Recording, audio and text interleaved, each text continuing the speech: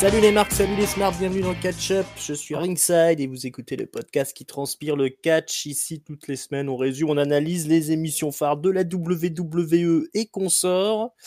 Pour m'accompagner cette semaine, ce bon vieux tonton. Comment ça va, tonton? Oh, salut mon ignoble Ringside, comment vas-tu? Salut peuple de catch-up.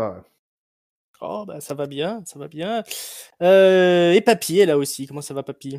Bonjour les petits enfants, bonjour Inside, bonjour tonton, comment Salut ça va? C'est la petit. fête! Oui, enseveli sous la neige. Ah bah alors là ici ça neige à mort, hein, dans le nord, là c'est le grand nord. Ok, ça va, vous arrivez à dormir à l'EHPAD? Il paraît que Ric Flair, il lui met bien le tarif, là, à l'IC Events, la nuit.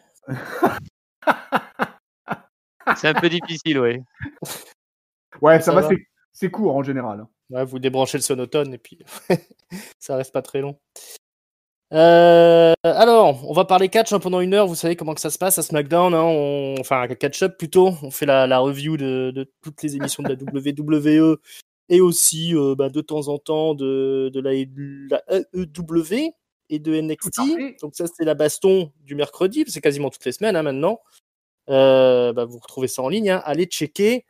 Et d'ailleurs, si vous n'êtes pas abonné, abonnez-vous tout de suite. Mettez un petit pouce bleu. Tout de suite! Tout de suite, tout ça c'est Maintenant. gratos. La petite cloche, comme ça vous savez quand ça débarque. Vous savez qu'on est sur YouTube, on est aussi sur toutes les plateformes de téléchargement de podcasts, hein, que ce soit Deezer, Spotify, Apple Store, Apple Podcast, tout ça. On est dessus. Donc voilà, si vous n'êtes pas abonné, faites-le. Et puis n'hésitez pas à mettre un commentaire aussi. Si vous êtes d'accord ou pas avec ce qu'on va raconter. Et bien, on va pas tarder à démarrer l'analyse du show, mais d'abord une petite pensée par une annonce très triste là. On vient d'avoir l'info là, c'est Tonton qui me déclare ça tout de suite avant le début de l'émission. Je vous avoue que je suis un peu effondré. C'est le décès de Guy Auré, le commentateur historique de la WWE en France. Mon enfance a été bercée par ses commentaires avec Eddie Carpentier, c'est bien ça, et Raymond Rougeau. J'avoue que pour moi, c'est le meilleur commentateur de catch de tous les temps. Voilà, je suis pensé pour lui. Apparemment, il est décédé en août, mais on vient d'avoir la nouvelle. C'était resté un petit peu secret. Il est décédé du cancer. Voilà, très triste nouvelle, hein. Les pensées à la famille. Tonton, t'as peut-être quelque chose à dire sur Ouais, bah écoute, Guy Auré? je te rejoins dans les condoléances. Ouais, c'est une grande tristesse. Alors moi, c'est pas vraiment mon enfance, c'est plutôt ma jeunesse. Et effectivement, ce duo-là, Édouard Carpentier, Guy Auré, c'était quelque chose, quoi. Si vous pouvez retrouver sur YouTube quelques vieux émissions de Canal+, les superstars du catch, pour retrouver un peu en particulier les commentaires des deux quand l'Ultimate Warrior, Tatanka ou le Macho Man débarquaient sur le ring, c'était quelque chose d'assez extraordinaire. Moi, je sais qu'ils ont largement contribué à mon amour et à ma passion indéfectible pour l'ignoble sport depuis toutes ces années. Alors, on est gâté en France, puisqu'on a quand même un duo de commentateurs dans ce 21e siècle assez incroyable, dans la personne d'Ajus et Chéreau. Mais vraiment, voilà, j'ai envie de dire que Auré et Carpentier, c'était les originals. Ouais, c'est exactement ça. Bon, Papy, je crois que t'as pas trop de souvenirs, toi, Ouais, mais de c'est ce le duo. problème avec Alzheimer, c'est que du coup en fait je me souviens absolument pas du catch, des commentateurs plutôt des années 90. Alors autant j'ai beaucoup de souvenirs de tous les personnages que vient de dire tonton, donc je sais que j'ai regardé à cette époque-là et que certainement c'est leurs commentaires qui m'ont donné goût au catch. Mais malheureusement, je serais incapable de ne mettre une voix sur ce nom-là. Mais bon, c'est toujours une triste nouvelle quand quelqu'un de cet ignoble univers quitte ce monde merveilleux. Incroyable commentateur qui jouait le heel, hein, Oui, dans les tout à fait. émissions chaque semaine, et il était extraordinaire quand il se foutait de la gueule des catcheurs face, hein, Bret Hart, le cerveau gelé, et Et toutes ces genres de choses. c'était un gars qui était incroyable, hein, parce que il est né en 1943, mais c'était un gars qui était, attention, c'était une tronche, hein. Il est doctorant en psychologie et maîtrise en anthropologie sociale. Fallait pas Ouais. déconner avec lui, quoi, hein. Il Il faut au moins paraissait ça comme pour commenter ça. du catch, hein. Ouais, ouais, ouais, ouais, ouais. Au moins ça, ouais, le niveau, le niveau pour commenter du catch requis est énorme. Donc non, ouais, c'était vraiment, voilà, ça.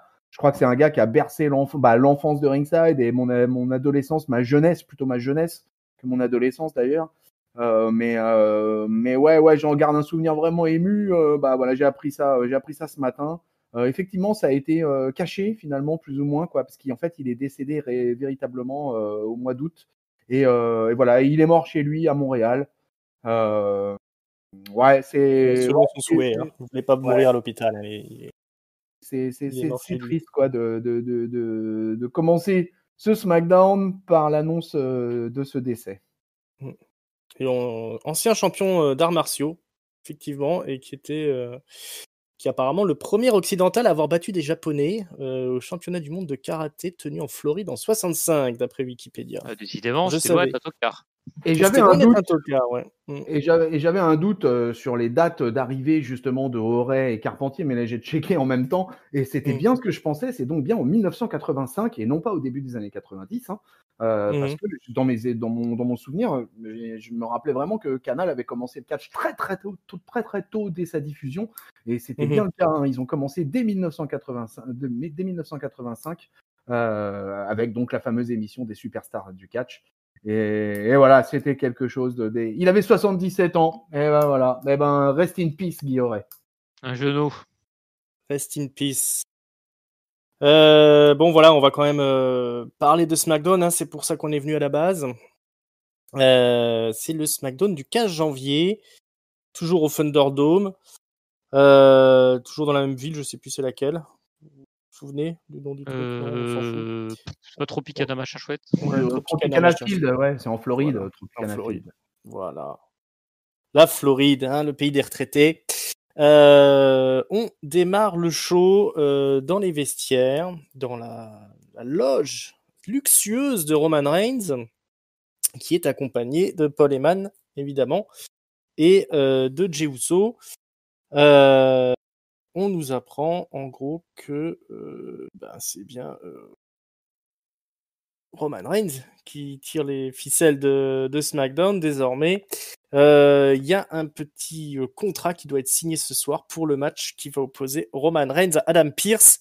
Puisqu'on vous rappelle que la semaine dernière, Roman Reigns a imposé en quelque sorte Adam Pearce dans le Gauntlet match qui devait définir l'aspirant numéro 1. Et il s'est arrangé pour que Adam Pearce remporte le match. Hein. Il a tout simplement assommé Shinsuke Nakamura qui a fait une énorme performance pendant ce Gauntlet match. Et il a posé Adam Pearce sur le corps inanimé de Nakamura. Et donc Adam Pearce, qui est donc l'équivalent d'un general manager de SmackDown, est l'actuel aspirant numéro 1 pour aller affronter Roman Reigns, qui veut vraiment s'imposer comme le grand patron de SmackDown. Donc tout ça c'est bien beau. Ce soir, signature de contrat, et Paul Heyman va ajouter une stipulation au match. Hein. Il dit qu'il faut une stipulation pour que ça ait vraiment de l'intérêt. Et cette stipulation, ce sera un match sans disqualification. Il va se charger d'aller trouver Adam Pearce pour le faire signer assez rapidement. Et après, on va passer peut-être au premier match, puis vous donnerez votre avis. Jey Uso, qui est dans le ring, qui prend le micro, qui explique que tout le monde devrait remercier Roman Reigns, puisque c'est lui qui fait monter les audimats, c'est lui qui rend le show relevant, comme on dit, pertinent. Tout le monde devrait le remercier, c'est lui qui apporte à manger à la table des catcheurs. On devrait être fier de pouvoir affronter Roman Reigns, tout comme Adam Pearce devrait être fier d'affronter Roman Reigns. C'est maintenant eux qui font les décisions. Et Jey Uso, il a tout de suite une décision qu'il a prise à annoncer, qui va dans ce sens, puisqu'il se déclare participant au Royal Rumble. Il explique que ça, c'est le choix numéro 1. Son choix numéro 2, c'est-à-dire qu'il va gagner le Royal Rumble et il va aller affronter Drew McIntyre. Et comme ça, ils seront double champions. Lui et son cousin. Et ils seront enfin les patrons absolus de SmackDown. Mais ce soir, il a fort à faire puisqu'il doit affronter Shinsuke Nakamura. qui débarque au ring, qui est pas très content de s'être fait humilier la semaine dernière. Il prend le micro et il explique, Shinsuke Nakamura, que si le Big Dog, Roman Reigns, c'est le Big Dog, et ben ça fait de Jey Uso le Little Puppy, le petit chiot. Il rigole bien, Jey Uso est pas content, il essaie de l'attaquer. Nakamura le contre avec un bon coup de pied retourné. C'est la pub. Après, on revient pour le match proprement dit. C'est Nakamura qui va dérouler pendant un bon moment. Mais une musique retentit. Que se passe-t-il ? C'est Cesaro qui débarque pour se joindre aux commentateurs à la surprise générale. Cesaro qui dit qu'il est du côté de Nakamura, qui va assurer ses arrières, etc. Et ce soir, il doit affronter Daniel Bryan. Et il annonce, surtout aux commentaires, il annonce sa participation au Royal Rumble match. Voilà, ce qui est une énorme surprise, mais vu le peu de catcheurs qu'on a en ce moment, je pense qu'ils seront tous dans le Rumble quand même, hormis Drew Gulak.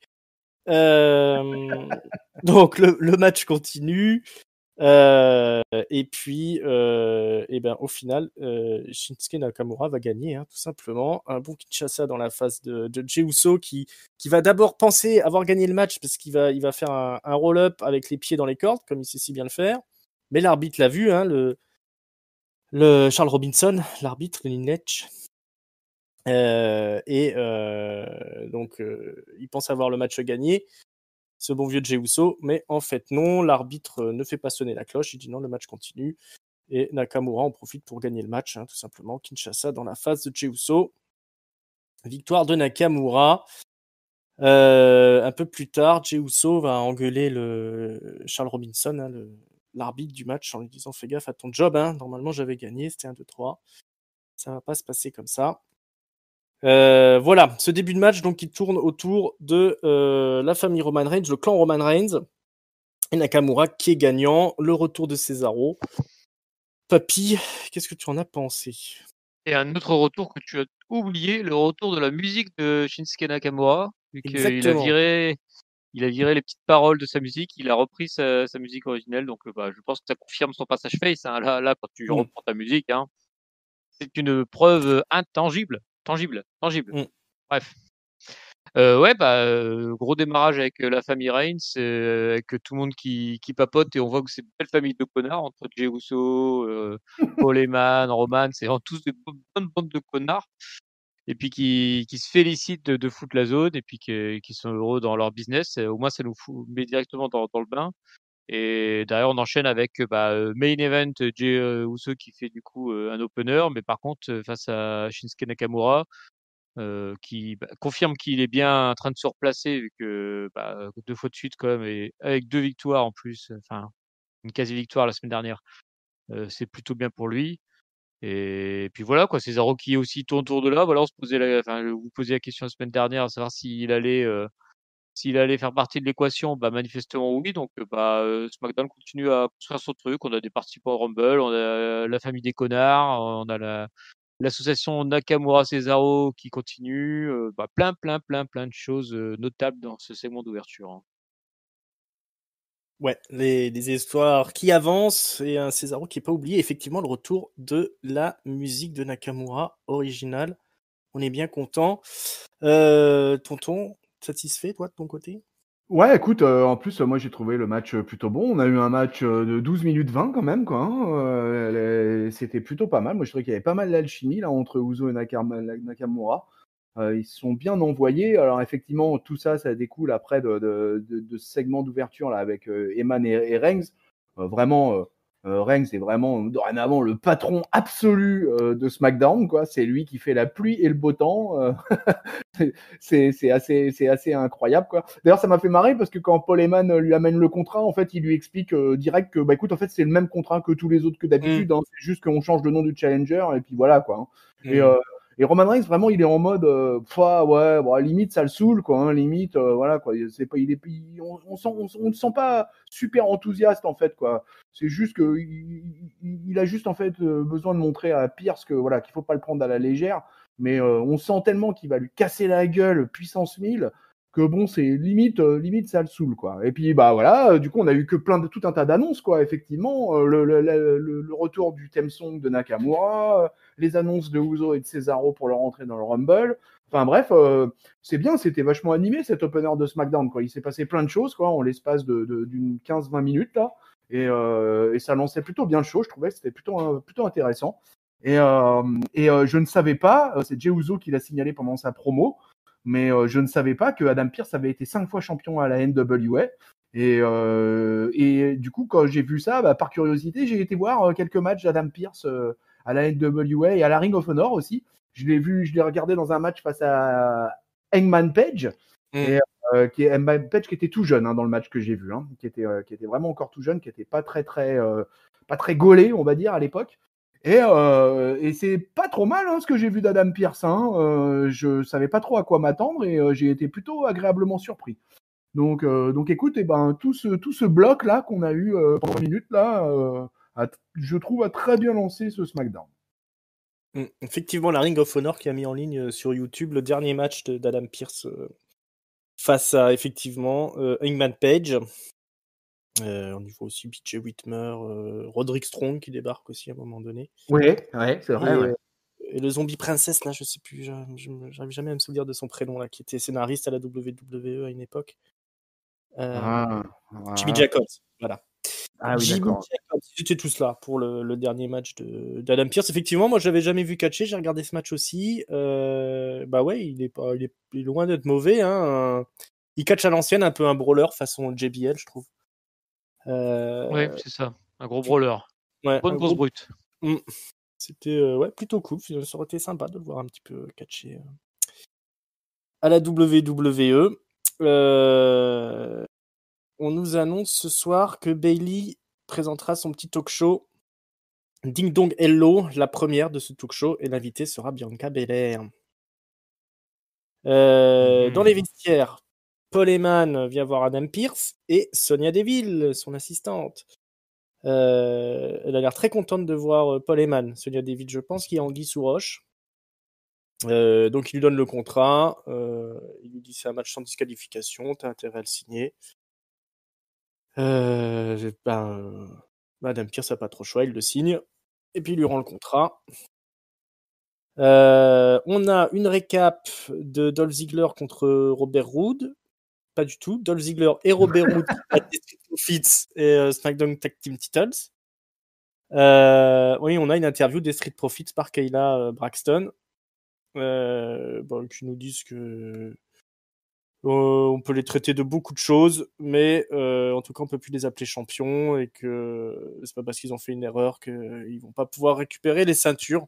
En gros, ils gagneront à nouveau les ceintures de champions tag team, puisqu'on se souvient qu'ils ont perdu les Street Profits face à Dolph Ziggler et Bobby Roode la semaine dernière à la surprise générale. Ça vous a convaincu cette petite interview des Street Profits? Ah, moi j'en ai ras-le-bol. Hein. Qui restent ils font chier avec leur interview coulisses là. Exactement, il n'y avait pas de place pour eux. C'est du classique avec eux. Hein. J'ai l'impression qu'il y avait surtout pas beaucoup de temps d'antenne pour eux cette semaine. Donc, du coup, c'est un peu pour ça qu'ils sont revenus, j'ai presque envie de dire, aux fondamentaux, les Street Profits, là. Et c'est reparti pour des promos backstage, quoi. C'est un peu... c'est quasiment leur gimmick depuis leur arrivée dans le main roster. Exactement. Ils auront peut-être plus de chance la semaine prochaine. Je trouve qu'Angelo Dawkins, il gère bien quand même le micro et la caméra. De mieux en mieux, je trouve. On verra.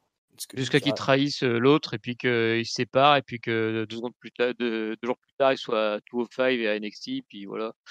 Au revoir. Non, arrête. Je pense que c'est 2 gros projets quand même, les deux là, mine de rien. Je l'espère pour eux, c'est un talent, mais franchement, je préférais pas les voir du tout que de les voir faire un segment comme ça, quoi. C'est pas faux. Mais bon, il y avait plus beaucoup de temps d'antenne pour eux, les pauvres. Alors, chose surprenante, retour au vestiaire, Roman Reigns est en train de discuter avec Apollo Crews. Alors, il doit valider le heel turn d'Apollo Crews, parce qu'il n'est pas en train de menacer Apollo, il est en train de lui donner des conseils. Et là, il y a Paul Heyman qui débarque avec le contrat. Il y a Apollo Crews qui veut partir pour les laisser tranquilles, poliment. Mais Reigns lui dit non, reste là, tu vas prendre des trucs, tu vas voir. Et donc, Paul Heyman, il explique à Roman Reigns que le match ce sera sans disqualification. Et là, Roman Reigns, il dit non, j'ai pas envie de cette stipulation. Moi, ce que je veux, c'est un last man standing.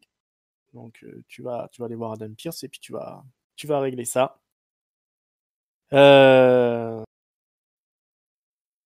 C'est bon ça. Voilà, il y aura une signature dans le ring, hein, si c'est. Ouais, enfin, parce que Eman, sur le coup, quand même, dit à Reigns que, mais t'es fou, quoi. Jamais Adam Pearce, il va accepter de signer pour un match pareil, quoi.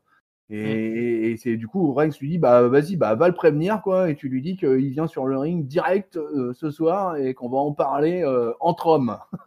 À toi de gérer ça, Voilà, ouais. Polo, là. Et c'est ton rôle de gérer faut bien ça. qu'il bosse. Regarde-toi.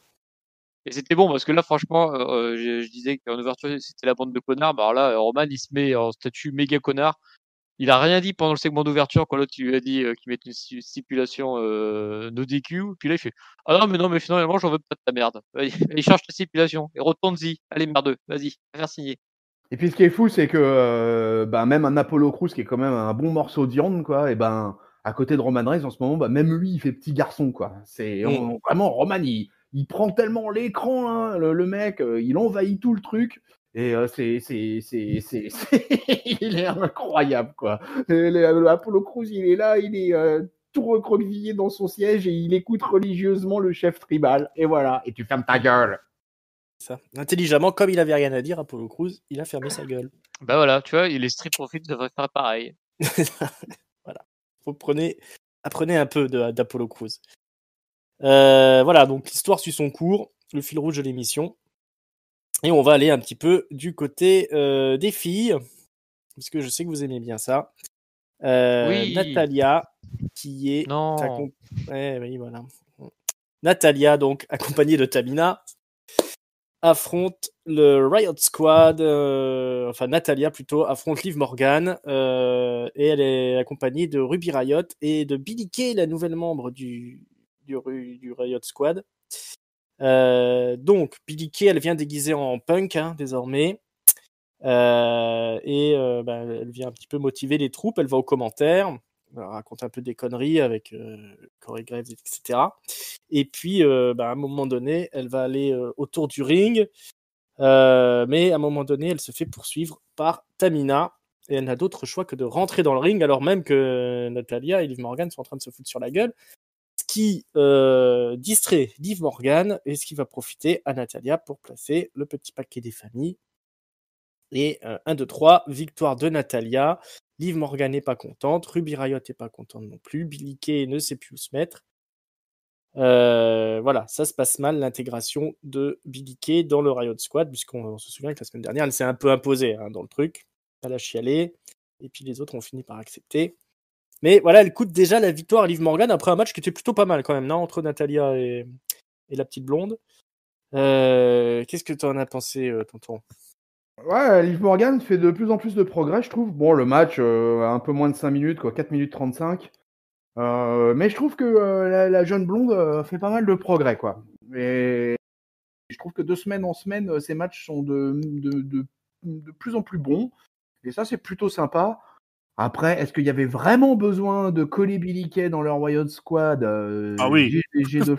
Moi, j'ai des forts doutes. Arrête-toi, on n'en a rien à faire du Riot Squad. Mais voilà. Après, bon, comme d'habitude, dans la division féminine et comme souvent à SmackDown, bah, encore un match qui éternellement se termine par un roll-up. Voilà, donc c'est assez déprimant, ça, je trouve, quoi. Moi, est-ce que l'un de vous deux est capable de me dire c'est quoi le finisher de Liv Morgan?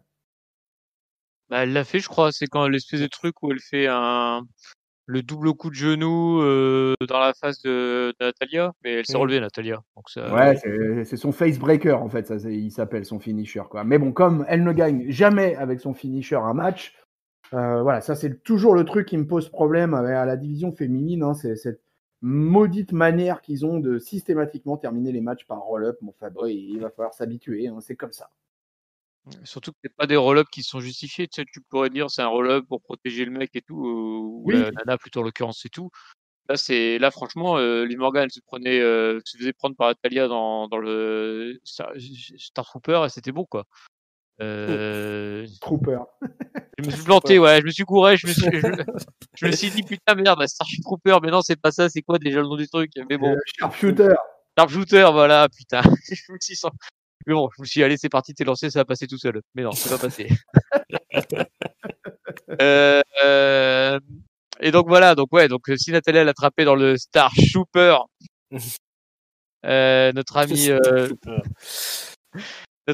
oh putain, j'ai oublié son nom du coup. Bon voilà, bref. Mais on s'en fout. C'est ce que je voulais dire, c'est tout. Allez, on s'en fout. En tout cas, on en a marre des roll-up dans la division Voilà. féminine, mais Billie Kay a de bien jolies jambes quand même. Passons aux choses sérieuses. Le roi Corbin affronte Rey Mysterio. Alors déjà, vous allez m'expliquer, parce que le roi Corbin, c'est fini, ces deux acolytes là Ah ouais, je sais pas, ouais, ils ont disparu. Plus. Bon, Dominique Mysterio est au commentaire. Donc bon, ça se bat hein, tranquillement entre Rey Mysterio et King Corbin. C'est plutôt King Corbin qui a l'avantage. Alors les commentateurs, ils asticotent un petit peu Dominique. Hein, ils disent alors, c'est pas trop dur de voir votre père se faire démolir là sous vos yeux. C'est quoi votre projet là maintenant que vous êtes superstar? Bon, Dominique il dit j'aimerais bien devenir champion tag team avec papa. Voilà, King Corbin débarque, il dit tiens, tu veux te battre, Mysterio, il pousse Dominique Mysterio. Et Dominique Mysterio ne réagit pas, il dit non, je ne peux pas y aller parce que sinon papa va être disqualifié, vous comprenez, un peu de sérieux, tout ça. Mais finalement, il va quand même aller dans le ring au bout d'un moment parce que Corbin n'arrête pas de l'insulter. Là, Rey Mysterio, il dit non, ne viens pas, retourne là-bas, mon fils. Et ben Corbin, il en profite pour défoncer la gueule de Mysterio avec son petit pas de danse là.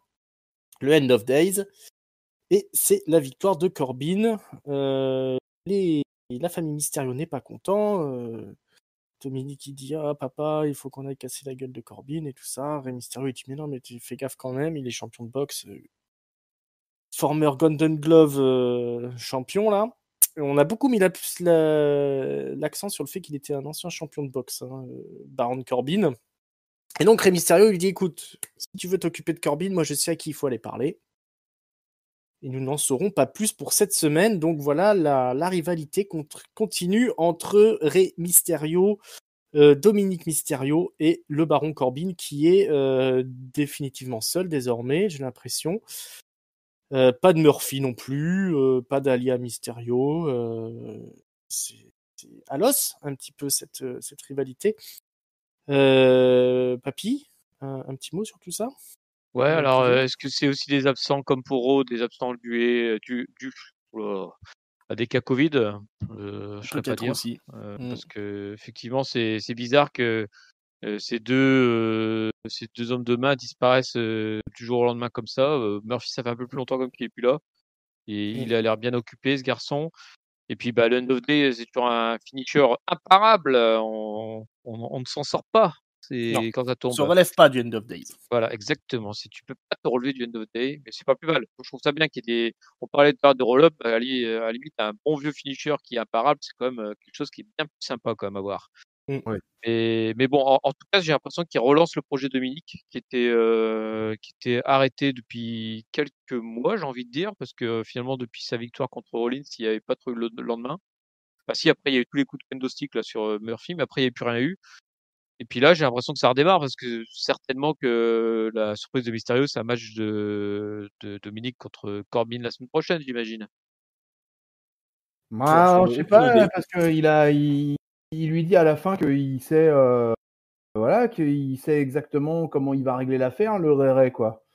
Et qu'il sait exactement quelle est la personne qui va pouvoir les aider à monter ce plan-là. Donc, apparemment, il y aurait une tierce personne qui serait impliquée quand même. J'ai vu ça comme ça aussi, moi. Ah, moi, je pensais qu'il allait voir Adam Pearce, en fait. Mais bon, là, vous avez peut-être raison. C'est qu'il est vraiment pas futé, alors Dominique, s'il est obligé de lui expliquer ça. Il débute, hein, il débute. Écoute, je sais qu'il doit aller parler. Pas trop. C'était un match quand même assez expéditif, ça a duré 5 minutes. Hein. Mais je vous rejoins sur le fait que c'était bien cool, que même si je déteste voir King Corbin battre Mysterio, mais c'est bien cool que ça se termine sur un finisher et non pas un roll-up, donc ça c'est plutôt la bonne nouvelle. Mais j'ai trouvé que la bonne nouvelle de ce segment, encore une fois, c'était l'annonce de Dominique Mysterio au commentaire pour dire que ils étaient en train de lorgner du côté de la Tag Team Division. Et moi, je valide la tag team, les père et fils. Je trouve que ça serait vraiment, vraiment cool, quoi. Et ça peut être l'occasion de faire des trucs assez sympas autour de ça. Donc je dis banco. Voilà. Moi, je dis encore beaucoup de boulot avec Dominique, donc effectivement, la tag team, c'est peut-être le chemin le plus sûr. Oui, et tu vois un avenir, un individuel pour l'instant à Dominique Mysterio, j'ai envie de dire non, moi. Hein. Donc, Non, je pas pense du que la tout, tag ouais. team, c'est vraiment une bonne solution là pour pouvoir mettre over le jeune et continuer à avoir papa dans le ring. Parce que moi, ça me fait toujours plaisir de voir le roi des luchadors dans le ring. Ouais. Mais il est incroyable, hein, Rey Mysterio, encore, pour son âge. Hein. Je veux dire, Ah, là, le mais match, il était vraiment très bon, hein, j'ai trouvé. Alors, pour sortir un bon match de Corbin, en plus, il faut y aller. Hein, mais, oui, en plus, Ouais, le match était bon. Hein. c'est pas simple. Hein. Bon, alors, en même temps, ils sont restés que 5 minutes sur le ring, donc ça aide aussi. Mais ça me gêne pas. on peut reconnaître à Ray Ray qu'il est toujours dans une super forme, quoi. Qu'il reste aérien, qu'il continue à. On sent qu'il continue à s'entraîner sérieusement et tout ça. Et tu vois, à la différence de beaucoup d'anciens, on sent qu'il n'est pas là en part-timer, quoi. Qu'il a et qu'il taffe, quoi. Et ça fait vraiment plaisir, quoi. Ouais, non, et puis là, il déroule encore un très très bon catch, bien meilleur que la plupart des gens du roster. Non, il est encore au top, hein, je trouve, Rey Mysterio. Donc voilà, n'hésitons pas à partir effectivement peut-être sur de la tag team avec lui. Et puis un petit dernier run face à Roman Reigns, moi je serais pas contre. Hein. Mais bon, voyons ce que ça a donné la suite. Est-ce qu'on va vers peut-être un retour de Cain Velasquez Non. Non, là, je crois que Cain Velasquez, sur la les vieux dossiers WWE, elle a enterré le projet, quoi. Hein, Ouais, ça doit coûter définitivement. cher quand même à Cain Velasquez. Hein. Ah Eh ouais, ben, tant ouais. mieux. Et tant mieux, oui, tant mieux. Mais aucune idée sur qui pourrait venir la semaine prochaine taper le baron. Oh, alors là, comme ça, là, de Murphy. prime abord, Murphy, ouais, bah, Murphy me paraît Murphy, ça paraît effectivement. très logique, ouais. Ouais, Murphy me paraît Chad. la piste la plus évidente, quoi. Mm. Ou le grand qui était à Raw Underground, là. Je sais plus, il a 14 noms différents. Dabakato? Babakato, Bébé Coco. Ouais, enfin, je sais pas quelle est la ramification avec les Mysterio de ce. Ah bah si, attends, c'est facile du coup. Attends, vu qu'il n'y a pas de ramification et qu'il cherche quelqu'un à ramener, ça sera très bien triste. Ah, pas con. Une grosse brutasse. Mm. Quand Ouais, on dit ouais, qu'il ouais. est vraiment pas loin de monter, bah là, ce sera pour sa pomme Voilà. alors. Bah voilà, punaise, il fallait réfléchir un petit peu. On tient le truc, on prend les paris, on verra la semaine prochaine. C'est bien l'arrivée de Damien Priest. Damien Priest, je le vois arriver, mais je le vois arriver qu'au Rumble. Je le vois pas arriver dans un weekly. Ça me paraîtrait vachement étonnant qu'il débarque dans un weekly avant le Royal Rumble match. Mais bon, on verra. Écoutez, hein, si vous avez raison, je m'inclinerai. Il voulait le faire venir il y a 2 semaines. Ouais, mais Kevin Owens, il avait mis son veto déjà, quoi. Donc ça commençait mal d'ailleurs. Une porte se referme, une autre s'ouvre pour lui, c'est pour ça en fait. Mais après, ouais, il y a aucune raison plus qu'il vienne des Mysterio, mais bon. S'il cherche vraiment à le mettre quelque part, bah, en l'occurrence, une grosse barbaque comme ça contre Corbin, ça pourrait être sympa, quoi. C'est vrai. Mais je serais plus chaud pour revoir un Corbin Mysterio, moi. Mais bon, on verra bien. Ding Dong, qui est là c'est Bayley. Bayley et son nouveau petit show. Son show avec des guests. Son talk show, voilà, je vais trouver le mot. Elle reçoit donc Bianca Belair. Alors, elle a un joli petit décor avec une porte. Alors, il faut passer par la porte hein, quand vous venez chez vous sonnez, puis c'est elle qui vous ouvre, Bayley. Bon, elle joue pas trop le jeu, Bianca Belair. En plus, quand elle rentre, elle vient s'asseoir dans le canapé de Bayley, hein, parce que Bayley avait son canapé et puis l'invité a un petit tabouret. Donc Bayley a dit bon bah je vais rester debout, hein, c'est pas grave. Il y a bientôt le Rumble, il faut que je m'échauffe tout ça. Et puis bon, elle lui pose la question à Bianca Belair. Dis-toi pourquoi c'est quoi ce surnom IST? Donc Bianca elle dit bah c'est parce que j'ai beaucoup de talent, tout ça. Elle dit ah tu crois que t'as beaucoup de talent? Elle lui dit Bayley mais tu manques pas un peu de respect à tout le monde, alors qu'est-ce qu'on va montrer qui c'est la meilleure? Et donc là Bianca Belair elle dit ok. Et puis Bayley elle lui dit la semaine prochaine on fait une course d'obstacles. Et puis à l'autre Bianca Belair elle dit ah bah parfait justement c'est ce que je voulais faire. Donc la semaine prochaine course d'obstacles, parcours du combattant. D'un côté Bayley et de l'autre Bianca Belair. Bayley qui met des lunettes avec un petit voile violet comme ça dedans. Et Bianca Belair qui est habillée en pyjama. Comme d'hab. Voilà, comme d'hab, la semaine prochaine, le segment classique d'AWE, de la course d'obstacles. Là, on avait eu ça avec Bobby Lashley, souvenez-vous, quand il était en rivalité avec Sami Zayn. On a eu aussi des petits concours de ça qui était le meilleur entre Matt Hardy et MVP. Entre les Street Profits et les Viking Raiders. Il y avait ça aussi. Revient de Voilà. manière cyclique. On part dans le classique, mais peut-être dans l'efficace, je ne sais pas. T'as été convaincu, tonton? Voilà, pas du tout, parce que autant j'étais totalement convaincu par le fait de cette feud là entre Bianca Belair et Bayley. Moi, j'étais assez chaud. Et du coup, quand le Ding Dong Hello a commencé, j'étais plutôt content, tu vois, que ça parte comme ça, parce que c'est plutôt une rivalité que j'attends. Et que ça se passe de cette manière-là et qu'on nous annonce un sale truc tout pourri de parcours d'obstacles à la con, et ben franchement, ils pouvaient se le garder parce que vraiment, mais j'en ai rien à foutre. Moi, ce que j'ai envie de voir, c'est Bianca Belair et Bayley qui se mettent sur la tronche et pas les voir sauter des haies, tu vois. C'est vraiment le truc qui m'intéresse pas. Donc, je ne comprends pas. En plus, ce qui est bizarre dans cette affaire, c'est que Bianca Belair, elle avait eu plusieurs vignettes pendant quelques SmackDown consécutifs où on la montrait justement faire des exploits athlétiques et tout ça. Donc on a bien vu qu'elle savait très très bien courir, qu'elle était très à l'aise dans toutes les épreuves d'athlétisme. Donc je vois pas trop quel est l'espoir de Bayley qui, je pense, en termes de pondéral est un peu plus massive que Bianca Belair. Et donc je pense qu'elle va se faire un peu démolir sur un parcours d'obstacles, quoi. Donc je sais pas. Enfin, je trouve que ça n'a aucun sens. Je vois pas ce que ça vient foutre dans le bousin. Pour moi, c'est à côté de la plaque. Donc je laisse la parole à Papy parce que là, n'en jetez plus. Non, mais alors moi je pense que fait ça parce qu'elle est heal, mais forcément quand t'es heal, t'es stupide. Et donc tu vas provoquer le gars sur là où il est le meilleur. Et puis de toute façon, elle va tricher. Donc pour moi, ça pose absolument pas de problème. Elle va tricher comme pas possible et puis elle va gagner. Et puis voilà, elle dira j'ai gagné en trichant. Puis Génial. voilà, c'est un segment de remplissage. Moi, ça me choque pas tant que ça. J'ai eu très peur l'ouverture du segment parce que il y a eu un segment assez similaire. Et d'ailleurs, il y a beaucoup de similarités avec Britt Baker, la AEW, qui a fait aussi un segment dentiste la même semaine, qui est aussi un role model. Donc il y a beaucoup de similarités entre les deux et qui pour le coup était complètement pérave le segment de l'AEW. Et donc là c'est comme j'ai eu très peur quand j'ai vu celui de Bayley démarrer parce que je me suis dit oh putain ça ressemble à deux gouttes d'eau. Et en fait non c'est comme bien plus sympa. Et, bon tu vois il y avait que deux filles et c'était un peu moins bordélique. Et puis voilà quoi. Sinon moi ça me choque pas parce que de toute façon je pense que leur rivalité va se projeter dans le Rumble et que après c'est post Rumble donc je suis pas méga étonné et pas méga inquiet parce que de toute façon je pense qu'il y aura d'autres plans pour ces filles-là à WrestleMania et donc c'est vraiment pour allonger un peu la rivalité et qui se terminera certainement à quelques encablures de WrestleMania je pense. Ouais, et puis il faut continuer peut-être à présenter Bianca Belair au public, Oui. sachant qu'elle a quand même un petit déficit de taille, hein, elle est quand même plus petite que Bayley, mais bon, elle a un vrai physique d'athlète, elle, pour le coup, donc voilà, on va jouer la carte de l'athlétisme. Bayley c'était plus grande je crois chez les filles. Ouais, clairement, elle, Carmella, Carmella elle est pas si grande. Elle est quand même Carmella, elle est plus grande que Sasha Banks, par exemple, tu vois.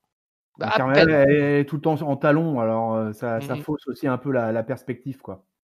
Parce que vraiment, elle dans le ring, quand elle stagne dans le ring, on voit que Bayley était la plus grande des quatre à l'aise. Ouais, peut-être qu'elle est quand même au-dessus, hein, Bayley. Hein. C'est écoutez, probable. Hein, moi, aussi, si j'en crois les fiches des catcheuses, Bianca Belair est annoncée plus grande que Bayley, hein, parce que Bayley est annoncée à 1m68 et Bianca Belair à 1m70. Ouais, mais on sait que c'est très peu. C'est très peu fiable les fiches Wikipédia des. Parce qu'elle est un peu trapée aussi, Bianca Belair. Peut-être que c'est ça qui fait l'aspect, quoi. Ouais. Non, clairement, elle est plus petite. Hein. Ça se voyait à l'écran. Bref, encore Bayley, elle est pas mal au micro, hein, moi je trouve. Hein. Elle tient quand même bien son truc. Et donc il y avait un mauvais segment à la All Elite Wrestling cette semaine. Non, enfin, il y a eu un segment de dentiste qui était, enfin moi en tout cas, je n'ai pas encore écouté votre review de la baston, mais moi en tout cas je l'ai trouvé affreux ce segment. J'ai rien compris. Étrange. Cesaro. Les deux haters de la All Elite Wrestling sont réunis. Donc, peuple de catch-up, soutenez-moi dans cette épreuve.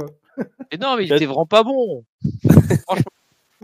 Bon, écoute, il y a une bonne bagarre générale à la fin du segment. Ah ouais. Ça se met bien sur la tronche dans tous les Ça sens. fait C'est voilà quoi. Et elle part à une télé, tu comprends rien, et t'es des filles qui est pas à cette télé. Il lance un segment, c'est pas pourquoi il lance un segment de la semaine dernière à la télé. Tu comprends que dalle, quoi.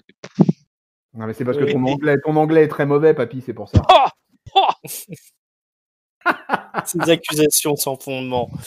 Un bon point de Allons fondement, c'est dans les zéro.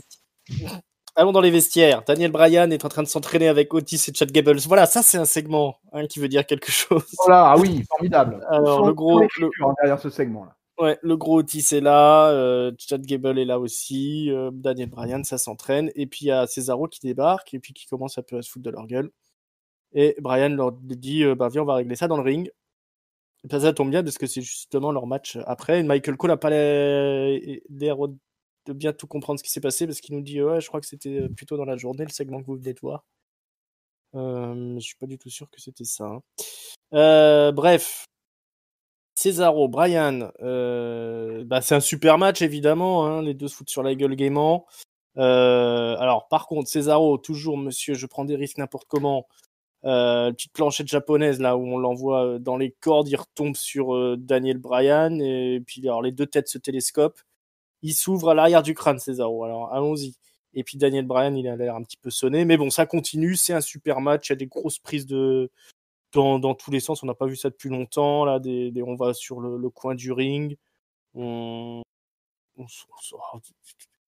Incroyable quand même ce qu'ils font. Hein. Ils se sortent de prises de soumission les uns dans les autres pour sortir des superplexes là.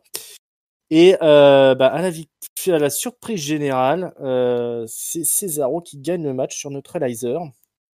Il y a aussi une grosse séquence à l'extérieur là où Daniel Bryan il lui met un gros coup de pied dans la gueule là, à Cesaro, avant que Cesaro finisse par esquiver encore un coup de pied et puis Daniel Bryan se pète la jambe sur le coin du ring, ce qui va handicaper un petit peu Bryan. Et puis du coup voilà, victoire de Cesaro sur Neutralizer. Grosse victoire de Cesaro. Par contre, j'ai pas compris si Cesaro était face ou heel dans l'histoire. Peut-être que tu pourras m'expliquer, Papy. Je crois, enfin moi en tout cas, je pense qu'on ne le sait pas encore. Ça reste Qu'il est flou. juste fort, en tout cas. C'était surtout ça pour dire Cesaro is back. Il n'y a pas que Nakamura qui a retrouvé la forme, il y a aussi Cesaro. Donc je pense que c'est pour surtout le replacer lui. Et bon, en plus, avec le Rumble qui arrive. Je parlais tout à l'heure de Bayley et Bianca Belair qui allait certainement avoir un programme post-Rumble. Je pense que Cesaro et Nakamura, ça sera un peu la même chose. Là, on est en train de la replacer avant le Rumble. Ils vont certainement avoir une interaction dans le Rumble. Et puis après, ils vont dérouler derrière. Ça. Tonton, toi, convaincu du gros match là, quand même. Ah ouais, là franchement, très très bon match quoi. Là, je pense que les deux Indie Darling qui se retrouvent là pour un match de 12 minutes dans un SmackDown, là franchement, c'était vraiment du bonheur. Les mecs, comme tu l'as dit dans ton play-by-play, vraiment ont déroulé à peu près tout ce qu'ils savent faire. C'était vraiment excellent. Effectivement, le positionnement de Cesaro semble un peu pas très très très clair. On ne sait pas trop exactement en fait ce qu'il veut. Et finalement, j'ai envie de dire qu'on ne sait pas trop ce que veulent les deux, parce que même Daniel Bryan, finalement, leur situation dans la carte, là, elle est un peu délicate. Hein. On ne sait pas trop. Ils ne sont pas à la chasse spécialement de l'Intercontinental, pas à la chasse spécialement du titre suprême. Il y a un espèce de truc un peu étrange. J'avais envisagé aussi pendant un temps qu'on les mette en équipe ensemble, mais comme Cesaro semble continuer à être bien poteau avec Shinsuke, ça me paraît pas d'actualité. Du coup, ça nous offre quand même le meilleur match de la soirée pour moi, hein, de très très très très loin.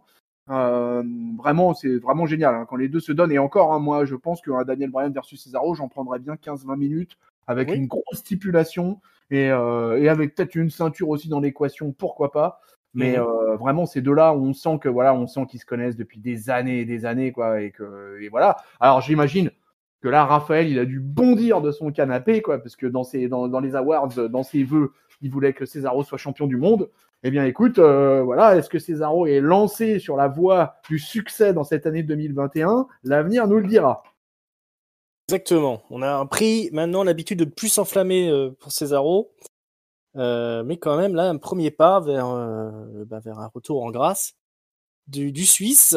Et il a de la promo, il a du micro, on lui donne du micro. Il a du micro, il a du match. voilà, j'ai envie de te dire que depuis, ça lui a fait du bien finalement cette mise en équipe avec Nakamura, puisque c'était lui vraiment pour la première fois le leader au micro dans l'équipe.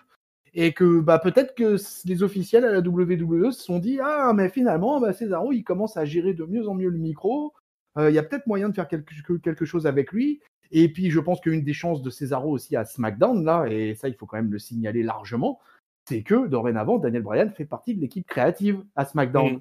Et il fait partie des producteurs, des bookers. Et je pense que fatalement, vu le lien d'amitié fort qui existe entre les deux hommes, j'imagine bien que Daniel Bryan, il a l'intention de booker sévèrement et furieusement notre ami suisse, quoi. Ouais, ça ressemble à ça. Ce qui explique aussi peut-être pourquoi Daniel Bryan n'est pas plus impliqué dans les rivalités, pourquoi il n'a pas de rivalité précise à l'heure actuelle. Il y a un petit gloubi-boulga là au niveau de la mid-card où tout le monde pourrait affronter tout le monde, un petit peu. On verra dans la suite. Mais effectivement, ça sent bon pour Cesaro. Donc on va croiser les doigts, puis on va voir ça la semaine prochaine. Ce qui est prévu pour le Suisse. On a encore du bon catch derrière, grosse affiche. Apollo Crews affronte Sami Zayn. Et oui, Les deux un peu prétendant à la ceinture intercontinentale, qui pourrait être champion l'un comme l'autre. Ils s'affrontent ce soir. Sami Zayn est toujours accompagné de son équipe de réalisation de documentaires. Les caméras qui le suivent. Il est en train de monter un documentaire sur le complot qui lui a fait perdre sa ceinture. Oui, donc il est victime. Voilà, Biggie est dans un canapé à côté des commentateurs. Il mange un espèce de mix entre des raisins et des radis. Je sais pas ce que c'est. Mais voilà, il regarde le match. Donc on a un joli petit match encore une fois entre Apollo Crews et Sami Zayn qui sont bien en jambes ce soir.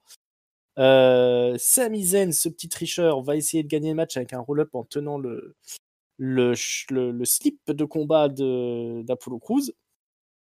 Apollo Crews, il va faire de même, puisque l'arbitre voit bien que Sami Zayn tient le slip. Alors il dit oh, ça se passe pas comme ça. Juste après, Apollo Crews va en profiter pour lui faire la même chose à Sami Zayn. On va voir un petit peu l'arrêt de Sami Zayn, c'est pas très classe. Voilà, victoire de Apollo Crews avec les doigts qui puent, et on s'engueule avec Biggie à l'extérieur du ring. On se lance des défis, on se dit on se voit la semaine prochaine, on va se foutre sur la gueule. Apollo Crews veut sa ceinture intercontinentale, c'est lui le vrai champion, je le rappelle. Biggie n'est qu'une fraude, mais Biggie, il en a des choses à dire au micro aussi, auprès des commentateurs. Est-ce que tout ça se profile bien au niveau du titre intercontinental? Tonton, dis-nous tout. Eh bien, je crois que oui, je crois qu'il y a une belle animation pour cette ceinture là. C'est plutôt bien d'avoir autant de mecs là qui tournent autour de la ceinture de Biggie là. Ouais. Moi, je suis un peu déçu par le match pour le coup, parce que 3 minutes, c'était super court. Franchement, c'était super court quoi. Je m'attendais à quelque chose d'un peu plus velu, sachant que c'était le dernier match, vraiment le dernier match de catch de la soirée. Donc moi j'ai été assez déçu en fait. Je t'avoue que les 3 minutes 20, je me suis dit merde, ils ont abusé. Après, la fin était plutôt assez marrante avec cette histoire de roll-up, parce que vraiment le Sami Zayn il va aller piquer une crise auprès de l'arbitre, là, Jessica, là, et voilà, il est tout fâché face à l'arbitre, quoi. Et derrière il se prend la souplesse, il veut mettre son Helluva Kick, mais ça marche pas. Et effectivement, écoute, Sami Zayn a une magnifique raie. Et la production devait être dégoûtée parce qu'ils n'ont pas eu le temps de la flouter. Oui. Donc dommage, on aura vu la magnifique raie de notre ami Sami Zayn. Mais en tout cas, c'est une bonne nouvelle pour la santé, j'ai envie de dire, de la title picture de l'Intercontinental. Exactement. Vous voyez venir la triple frite là pour le Rumble? Oh oui, mais ça serait chouette. Alors là, moi je suis assez partant. Zayn, Crews, Biggie, ça peut envoyer du lourd. Mais il faut qu'on leur donne du temps. Et puis une belle stipulation aussi au passage, ça serait pas mal. Papy? Ouais, on a déjà un cruise de Biggie qui est prévu pour la semaine prochaine, si je dis pas de bêtises. C'est vrai. C'est annoncé peut-être un peu plus tard. Ouais. Donc on a déjà ça qui est prévu. Effectivement, Zayn, c'est bien qu'il reste autour de ça, parce que c'est toujours un risque quand tu es champion que tu perds ta ceinture, que tu te retrouves d'un coup totalement dégagé de toute l'histoire. Mais là, Sami Zayn reste bien placé. Effectivement, il était bien épilé, on a pu tous le constater. qu'il n'y ait pas de souci. Mais sinon, voilà, c'était effectivement un tout petit match, mais c'est des confrontations qui sont amenées à se répéter et se répéter encore et encore dans les prochaines semaines, je pense. C'est vrai. Là, on a un joli trio pour se faire des matchs dans tous les sens. Donc, et c'est l'heure d'arriver au main event. Mais dis donc, je suis hyper étonné, Ringside. Hein, vraiment, c'est l'âge ou quoi? Mais t'as oublié de parler de ta chouchoute, quoi. Et ça, alors Bah là, oui. un Ah cri oui, de Carmela et crime de machin, lèse parce que j'étais en train majestueux. de chercher un truc en fait en même temps, et du coup j'ai zappé le bordel. Alors, Carmela est interviewée, elle est avec son petit pote Reginald. Donc il y a l'intervieweuse qui dit alors la semaine dernière vous avez dit, elle dit ah oui la semaine dernière Carmela nous dit oui j'ai bien dit que Sasha Banks était nul et que moi j'étais super et que en talent naturel eh ben elle peut pas me battre etc. Et là il y a Sasha Banks qui débarque. Elle y va pour taper sur la gueule de Carmela, mais Reginald s'interpose.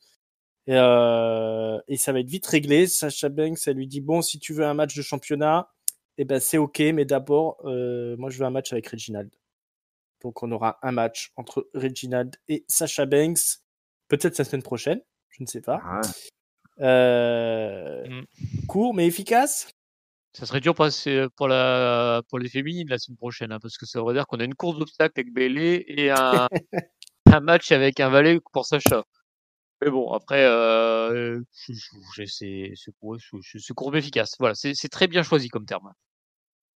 ouais, que la WWE s'essaye à l'intergender, pourquoi pas, hein, ça peut être assez surprenant. Ils le font très, très, très, très rarement quand même, quoi. Donc, c'est assez, voilà. Bah, t'auras Selon aucun coup du gars, quoi. ouais, il y aura très peu de coups du gars, un peu à Mm. l'image de quand il y a Ronda Rousey. J'espère bien, on va pas taper les filles quand même. Ouais, ouais, ouais. Et puis, bah, je pense que Sacha Banks, de toute façon, elle va lui faire beaucoup de mal, hein, Mm. à Reginald. Hein. Je pense qu'elle a l'intention de le faire souffrir, ce garçon. Hein. Donc, d'ailleurs, lui, sur la fin du segment, au début, il est souriant et tout, et puis à la fin, quand même, il fait un peu la gueule, hein, parce qu'il se dit, voilà, je me suis retrouvé dans un faux plan là. Et bon, après, moi, je supporte pas Carmela, donc finalement, je suis presque plus content de voir Reginald face à Sacha que voir Carmela. Donc, c'est très bien. Ben voilà. Comment satisfaire ce bon vieux tonton?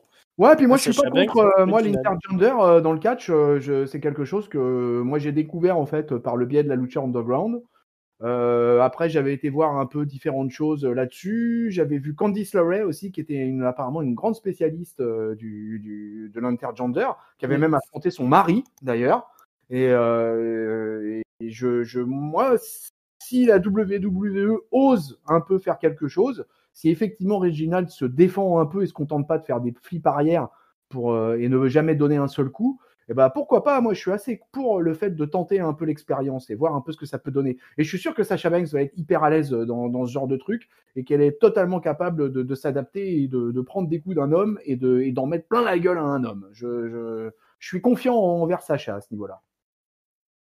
Bah, on avait eu James Ellsworth contre Becky Lynch il y a Ouais. pas si longtemps. Nia Jax dans le Rumble, où là, elle s'était quand même pris bien la tronche à un petit RKO par Ah oui, c'est vrai. Randy Orton, hein, n'oubliez tout à fait, pas. tout à fait. Voilà, il y a quand même peut-être 3 petites choses qui ont été faites. Alors moi, je suis complètement contre l'intergender. Hein.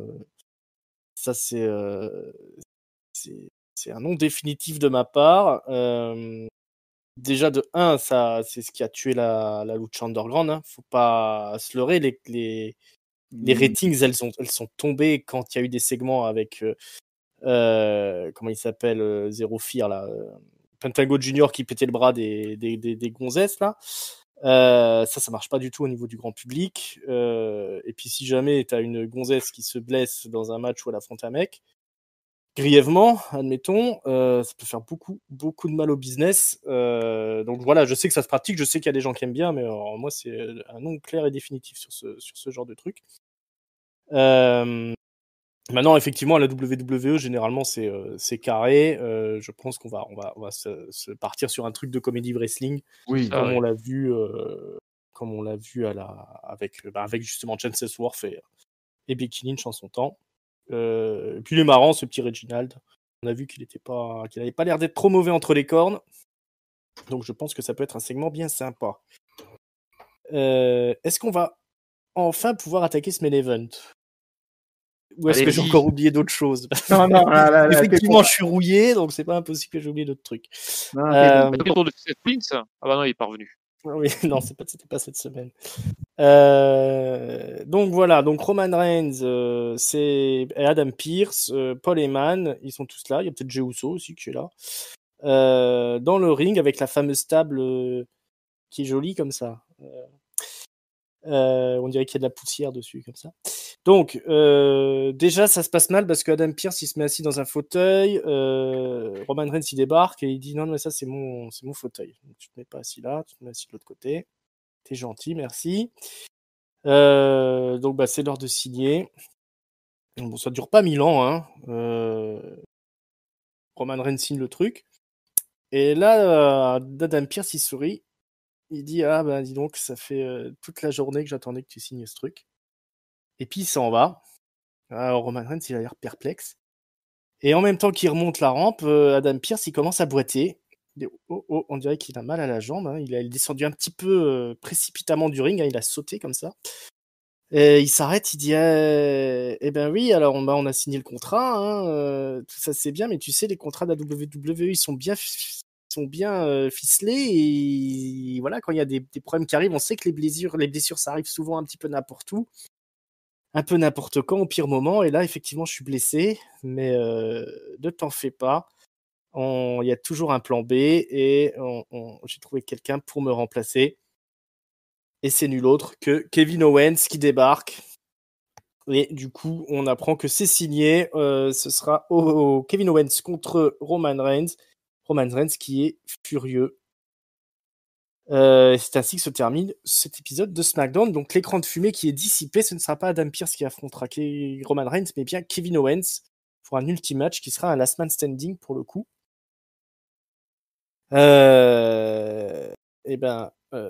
Tonton, qu'est-ce que t'en penses de tout Alors, ça? bon, écoute, le segment en lui-même était plutôt sympa. Voilà, j'ai toujours ce Roman Reigns, Propre. voilà, qui est propre, qui est impeccable.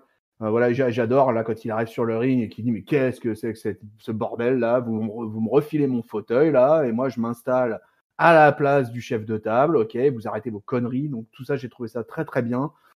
Voilà, mais moi je suis mitigé. Je m'explique. C'est pas que je sois pas content de voir débarquer Owens et qu'on nous offre un match 3 entre Owens et Roman Reigns vu la qualité des deux premiers matchs. Mais c'est que moi, j'aurais pas fait ça de cette manière-là. Je n'aurais pas fait revenir Owens dans un match face Roman Reigns. J'aurais laissé le pauvre Adam Pearce se faire démembrer par Roman Reigns. Et moi, j'aurais aimé que Kevin Owens finalement on fasse une espèce de petite histoire autour de lui, comme quoi il aurait été en déprime, blessé dans son orgueil d'ailleurs, on peut dire aussi, et voilà, on aurait même pu faire monter la sauce à un point en disant quasiment que Kevin Owens il était au bord de quitter la WWE. Et là, paf le chien, le Kevin Owens, il débarque au Royal Rumble match en numéro 30 et il gagne ce Royal Rumble match. Parce que moi, j'attends depuis longtemps de voir Kevin Owens gagner le Royal Rumble. Et du coup, je trouve que tout ça, c'est allé trop vite. Voilà, finalement, le passage à tabac de Owens date de TLC. Il a été absent finalement très peu de temps.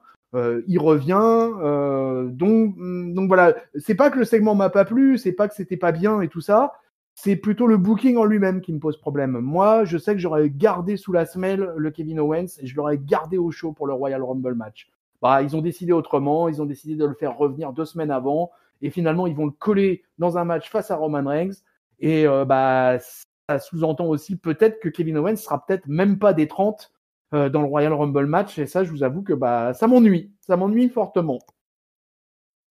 Toi, Ouais, ou alors il sera des 30 mais en mode ultra sur résistant qui revient en boitant et tout face à Jey Uso qui sera justement peut-être alors Jey Uso je sais pas si est-ce qu'il va rentrer peut-être en 30 du coup avec tous les pouvoirs de Roman Reigns. Bon, on se rend compte maintenant qu'il a plus tant de pouvoir que ça vu qu'il vient de se faire blouser.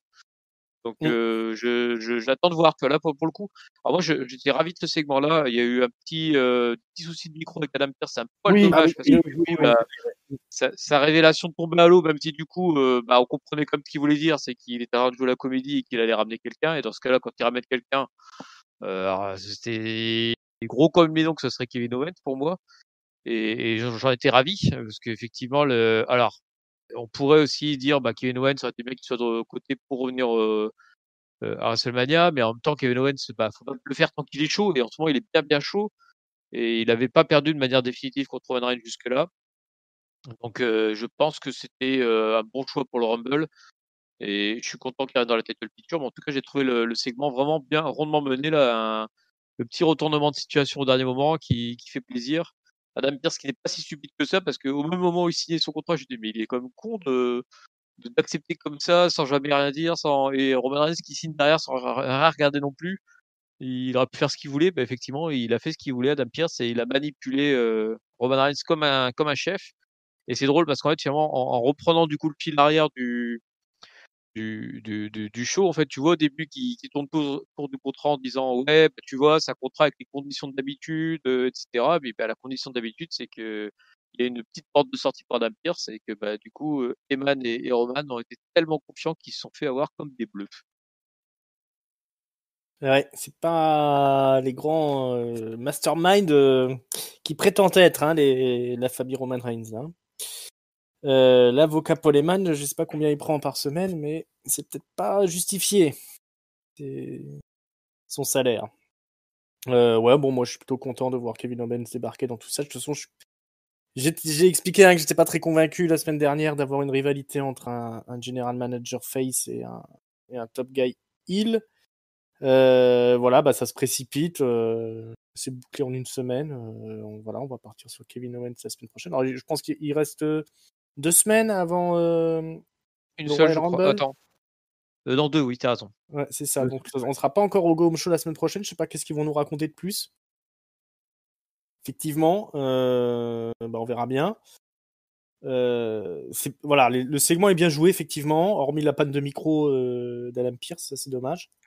Mais effectivement, c'est traité très rapidement et puis on en arrive finalement à avoir Kevin Owens dans l'histoire. Maintenant, je suis super chaud d'avoir un Kevin Owens Roman Reigns en last man standing. Mais on va se mordre les doigts de pas avoir le public encore une fois. Hein. Ça va être un gros coup d'épée dans une mare, je ne sais pas. Mais Ouais, puis la WWE a annoncé de toute façon qu'il n'y aurait pas de public. Hein. Ouais, ça, apparemment, ils l'ont dit, ouais. Ouais, ils l'ont annoncé parce que c'était trop compliqué techniquement. Il fallait démonter tout le Thunderdome, etc. Et que juste pour un soir comme ça, ils pouvaient pas se permettre ça.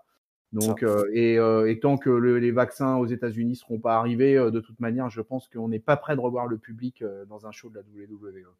C'est ça, exactement. Bon, c'est triste, mais c'est comme ça. Moi, je voyais pas vraiment comment ils pourraient s'en sortir. Ça va être terrible, ça va être terrible. Ça va être le premier Royal Rumble de l'histoire sans public. Et quelque part, pourtant, j'ai envie de dire que d'un autre côté, c'est peut-être un rêve ultime de Vince McMahon parce que il fait ce qu'il veut avec le son. Voilà, on nous met. Finalement, c'est tout ce qu'il a toujours rêvé, Vincent. Là, non, je ne pense pas. Ça, c'est ce qu'on lit sur Internet. Mais non. Je pense pas qu'il est content de faire des choses en public. Ça, c'est pas possible. Alors, d'accord, ouais, c'est peut-être plus simple pour eux de monter des rivalités sans que les gens viennent pourrir le truc, mais je vois pas à aucun moment. Je pense qu'il soit content d'avoir un show sans public. Ça, c'est. Ouais, et puis de toute façon, même quand le public pourrit le truc, ils arrivent toujours à remettre. Voilà, ils rebondissent dessus. Sur leur point de vue, donc. Je pense qu'il n'y a pas. Le monde, on pourrait croire qu'un mec qui est le plus grand producteur du catch du monde, il pourrait être content de faire des choses en public. Faut pas déconner. Je crois que sur certains aspects, ça l'arrange quand même. Ah bah oui, t'as des segments qui sont plus simples à boucler du coup. Parce que tu t'es pas emmerdé, tu fais ce que tu veux. Mais sinon, oui. Bien pour Apollo Crews, quoi. Mais je pense pas que Vince McMahon en ait quelque chose à foutre d'Apollo Crews. Je la garde pas, quoi. Mais quand je vois TLC, je me dis que le Rumble, c'est triste de le voir sans public. Mais s'il le book aussi bien que TLC, ça devrait passer quand même crème et petit à petit nous faire oublier l'absence du public. Je pense que ça, ils vont se lever le cul, je pense, un minimum. Après, ça va être dur, un Royal Rumble sans public, j'avoue que là. Surtout avec un roster réduit en plus. Je me prépare psychologiquement là, parce que là, ça va être compliqué. En plus, il y a un féminin. Oui, il y a les deux. Dans le challenge, il est costaud. Il est costaud le challenge là pour ce Royal Rumble. Faut y trouver les filles. Ouais, bah oui, t'as fait le calcul, je crois. Ah bah, je les ai comptés Papy, ce hein. soir. Je me suis dit, bon, alors il y a Carmela et Sacha qui se battent l'une contre l'autre. Et il Mm. reste combien? Bah, j'en ai trouvé 7. Du coup, les 3 du Riot Squad. Comment ça s'appelle? Natalia et Tamina, ça fait 5. Bailey et Bianca Belair, 7. Voilà, Ouais, terminé. t'as quasiment aucune. 7 sur qui- 30. Il 7 reste sur 23 à 30, bah, c'est trouver. bien. C'est les filles d'NXT qui vont être contentes. Elles vont avoir une. Ah bah là, il va y avoir un paquet, je pense. Il y a des places à prendre, on va dire. Donc voilà, bon, on croise les doigts, on sera là hein, de toute façon pour vous commenter le Royal Rumble. C'est l'heure du mot de la fin, les enfants. Il faut donner un top, un flop, Oui. une note. Et ben, Papy, t'as l'air fou de joie là, vas-y. Ah bah je suis fou de joie. Alors mon flop, sans hésitation aucune, je donne aux Street Profits qui sont Bam Dans leur leur face. micro dans le couloir. J'en ai ras-le-bol. Donc c'était vraiment le truc qui m'a le plus déplu de ce show. Le reste est vraiment passé crème. Plein de choses positives, plein de bons souvenirs de ce show.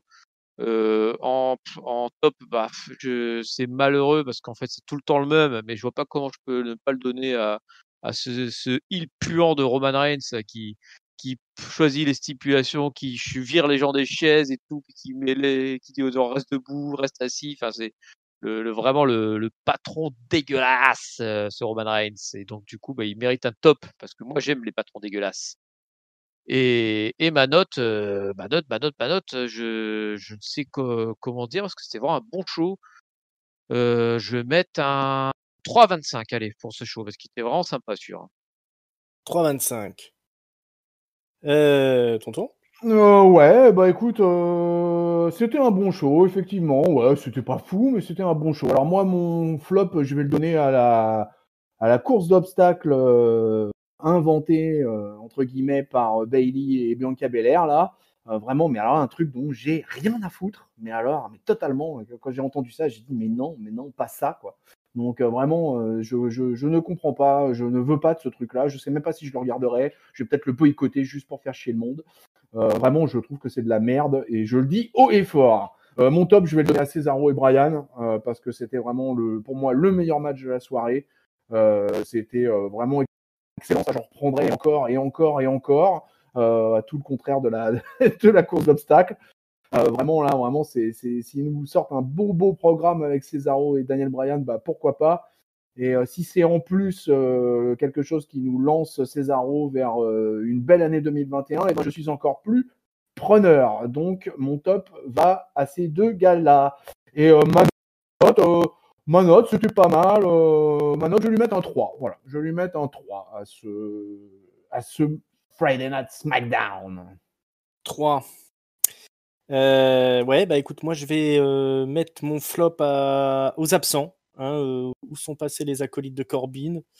Où est Lars Sullivan? Où est Murphy? Voilà, tous ces gens sont tombés dans l'oubli. Je trouve ça un peu triste. Le top, je vais le donner au retour en grâce de Cesaro. Voilà, qui nous fait un très beau match. Alors, qu'il fasse attention de ne pas se blesser, hein, celui-là. J'ai déjà peur qu'il ait calmé un petit peu le management hein, en se blessant comme ça dans un match télé. Mais en tout cas, on est content de le revoir affronter notamment Daniel Bryan. Ça, c'est cool. Et je vais mettre aussi un bon 3,25 au show, qui était bien cool. Hein. J'ai vraiment pas aimé celui de la semaine dernière. Là, on remet un petit peu l'église au milieu du village, on remet un peu les pendules à l'heure, on remet un peu les intrigues dans le bon sens. Un peu beaucoup même, et c'est plutôt cool. Moi, voilà, maintenant j'ai envie de voir la suite. Je suis vraiment très content de ce SmackDown cette semaine. On a l'avis de notre ami Raphaël aussi pour ce show. Et oui, Raphaël qui a le temps de poster son avis. Et oui, Bah, qui nous a écoute, posté son avis. Et bah écoute, pendant que je suis dessus, hein. Donc voilà, on va vous donner notre ami du Raphaël hier, qui nous dit tout simplement, excellent show. Il est ravi que le dernier catch-up du SmackDown de la semaine dernière ait été écouté par la WWE. Donc apparemment, vous aviez fait des spoilers, les amis, la semaine dernière pendant votre review de SmackDown, quoi. je leur avais dit quoi faire. Et ouais, donc apparemment tous nos vœux ont été exaucés, nous dit-il. La WWE n'a pas enterré Cesaro du tout au profit de son pote. Et le match Pierce-Reigns n'était bien qu'une ficelle. Donc beaucoup de très bonnes pistes. L'explosion du Suisse, carrément, il est dans l'explosion du Suisse. La piste Apollo dans le clan Heyman et le retour de KO. Il note que Bailey imite très bien Florence Foresti, apparemment. Alors il faudra qu'il nous explique à l'occasion. Et son top, c'est Cesaro, enfin. Bon, on va pas s'enflammer trop vite, nous dit-il quand même, et espérer le voir super champion cette année, mais ils lui ont trouvé un rôle et une porte ouverte dans cette histoire. Il lui donne Bryan clean, c'est prometteur, et quel beau match. Voilà, on est bien d'accord, mon Raphaël. Et son flop, c'est le micro d'Adam Pearce. Et sa note, lui, il nous met carrément un 4/5, le Raphaël. Oh, bah, il est plus généreux que nous. Bah voilà, on aurait pu se passer d'émission et puis juste lire l'avis de Raphaël. Hein. Ça Ouais, c'est résumait bien la totalité du truc. l'enthousiasme de la jeunesse. C'est Ah, ça. non. Quel homme. C'est ça. Bah écoute, il a bien aimé le show de la semaine dernière, donc là, je pense que c'était encore mieux. Donc il est comme moi, il est ravi. Hein, et on est content quand la WWE nous fait des bonnes émissions. Hein. Voilà. Alors, l'autopromo, on l'a fait en début d'émission, je la refais vite fait. Hein, YouTube, les bordels de podcast, bah, vous avez ça partout. Vous vous abonnez, vous nous retrouvez aussi sur Facebook, sur Twitter, c'est @catchupcdc. On est aussi sur Instagram. Surtout commentez en dessous de YouTube là, ça nous permet d'être plus visible encore qu'on est déjà. N'hésitez pas à donner votre avis sur l'épisode de la semaine. Commencez à nous donner des pronostics pour le Rumble. Là. Qui c'est que vous voulez voir gagner? Qui sera l'homme surprise de l'acolyte surprise de Rey Mysterio pour la semaine prochaine? Voilà, tout ça, vous pouvez nous le dire dans les commentaires. Sinon, on se retrouvera très bientôt. Tonton, je te remercie beaucoup d'être venu. Eh ben, écoute, c'est moi, Ringside. C'était avec plaisir. Plaisir partagé. Papy, merci à toi également. Merci Ringside pour l'invitation, pour un bon SmackDown, c'est toujours plaisir. Hein. Ouais, ça fait plaisir de pouvoir reviewer un show de bonne qualité. Ça faisait c'est souvent le problème ces derniers temps. On s'est retrouvé à moi, j'avais une drôle de semaine là, franchement, entre Raw, NXT et l'AEW, j'étais tout triste, et là SmackDown, ça m'a redonné le sourire. Voilà, ils finissent toujours par rebondir à la WWE. Hein. Moi, effectivement, j'étais le moral dans les baskets avec le dernier SmackDown, mais ce show de cette semaine est sous les meilleurs auspices. En parlant d'auspices, vous passerez le bonjour à Ric Flair et à Lacey Evans, hein, de ma part. Ils ont fini là. Ils ont fini. Voilà. Bah oui, il est tôt, hein. Il fait nuit. Bon, bref. C'est le couvre-feu. Pardon, j'ai pas compris. C'est le couvre-feu. C'est le couvre-feu. Voilà, c'est aussi le couvre-feu pour Ric Flair. Voilà, puis on se retrouve très bientôt, les amis. Je pense qu'il n'y a rien de plus à ajouter. On débriefera Raw dans le prochain épisode. Allez, ciao les amis, ciao, bye bye. Salut à tous. Salut Papy, salut Ringside. Salut peuple de catcheurs.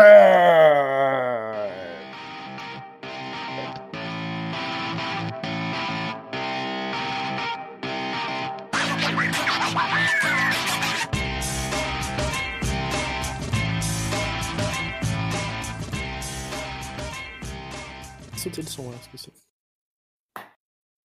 Même pas une connerie à dire. Ah bah alors là. Non, on est sage, on est repu de ce bon SmackDown.